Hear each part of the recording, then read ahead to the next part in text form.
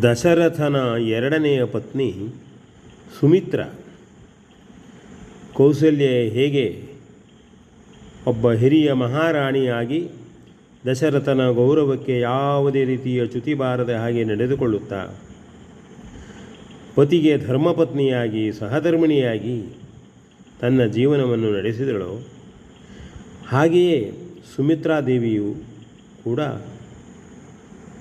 ಎತ್ತರದ ವರ್ಚಸ್ಸಿನಲ್ಲಿ ಶ್ರೇಷ್ಠತೆಯಲ್ಲಿ ಅವಳಿಗೆ ಸರಿಸಮಾನವಾಗಿ ಬದುಕಿದಳು.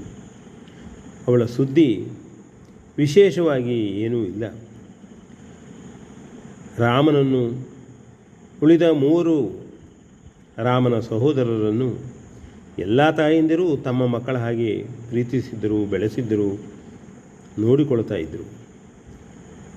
ಅದೇ ಹೇಳಿದೆನಲ್ಲ, ಮಂಥರೆಯ ಮಂತ್ರದವರೆಗೆ ಯಾರಲ್ಲಿಯೂ ಒಡಕು ಭಿನ್ನಾಭಿಪ್ರಾಯ ಬಂದಿಲ್ಲವಾಗಿತ್ತು. ಶ್ರೀರಾಮಚಂದ್ರನಿಗೆ ಅರಣ್ಯವಾಸ, ಸೀತಾ ಸಹಿತನಾಗಿ ರಾಮನು ಅರಣ್ಯಕ್ಕೆ ಹೋಗಲು ಸಿದ್ಧನಾದ. ಲಕ್ಷ್ಮಣನಿಗೆ ತಿಳಿಯಿತು. ಸುಮಿತ್ರೆಯಲ್ಲಿ ಹೋಗಿ ಹೇಳಿದ, ಅಮ್ಮ, ನಾನು ಅಣ್ಣನ ಜೊತೆಯಲ್ಲಿ ಅರಣ್ಯಕ್ಕೆ ಹೋಗ್ತೇನೆ. ಅಣ್ಣ ಅತ್ತಿಗೆಯರ ಸೇವೆ ಮಾಡಿ ನಾನು ಪುನೀತನಾಗಬೇಕು. ಅಣ್ಣನನ್ನು ಬಿಟ್ಟು ಅರೆಗಳಿಗೆಯೂ ನಾನು ಅಯೋಧ್ಯೆಯಲ್ಲಿ ಉಳಿಯಲಾರೆ ಎಂದು ಹೇಳಿದಾಗ ಹೆತ್ತ ತಾಯಿಯಾದಂಥ ಸುಮಿತ್ರೆ ಯಾವ ದುಃಖವನ್ನೂ ತೋರ್ಪಡಿಸಲಿಲ್ಲ.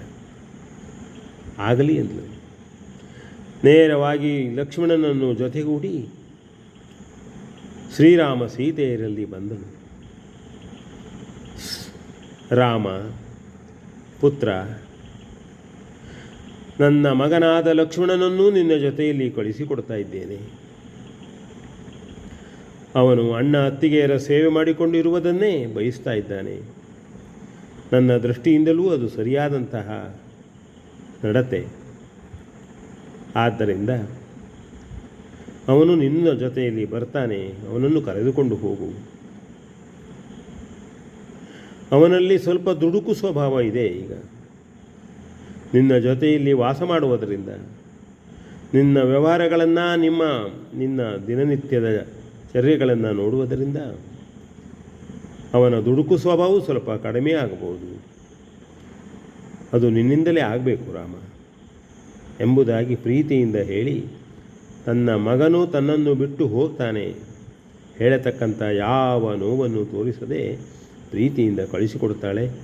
ಆಶೀರ್ವಾದ ಮಾಡಿ ಕಳಿಸ್ತಾಳೆ. ನಂತರದಲ್ಲಿ ಲಕ್ಷ್ಮಣ ಊರ್ಮಿಳೆ ಬರ್ತೇನೆ ಅಂತಂದಾಗ, ಬೇಡ,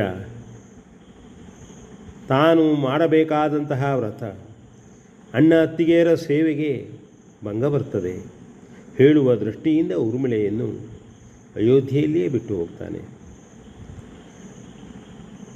ನಾವು ಸುಮಿತ್ರೆ ನಿಜವಾಗಿಯೂ ಇಬ್ಬರು ಮಕ್ಕಳಿಗೆ ತಾಯಿ. ಅದು ಯಾವುದನ್ನು ತೋರಿಸದೆ ತಮ್ಮ ಧರ್ಮ, ತಮ್ಮ ನಡತೆ, ಅದನ್ನೇ ಸಾಧ್ಯವಾದ ಮಟ್ಟಿಗೆ ನಡೆಸಿ ಅದರಲ್ಲೇ ಪರಿಪೂರ್ಣರಾದದ್ದನ್ನು ನಾವು ಕಾಣುತ್ತೇವೆ. ಇವರೆಲ್ಲ ನಮಗೆ ಆದರ್ಶವಾದಂತಹ ಮಹಿಳೆಯರು. ನಾವು ತಿಳಿದುಕೊಳ್ಳಬೇಕು, ಓದಬೇಕು. ಕೇವಲ ಓದುತ್ತೇವೆ ಹೇಳ್ತಕ್ಕಂಥದ್ದಲ್ಲ, ಓದುವುದರಿಂದ ನಮ್ಮ ಮನಸ್ಸು ಶುದ್ಧವಾಗ್ತದೆ, ಧರ್ಮದ ನಡತೆ ತಿಳಿಯುತ್ತದೆ ಅಂತ ಹೇಳ್ತಾ ನಾವೆಲ್ಲರೂ ಓದೋಣ, ಇಂಥವ್ರ ಬಗ್ಗೆ ತಿಳಿಯೋಣ ಅಂತ ಹೇಳ್ತಾ ನಮಸ್ಕಾರಗಳು.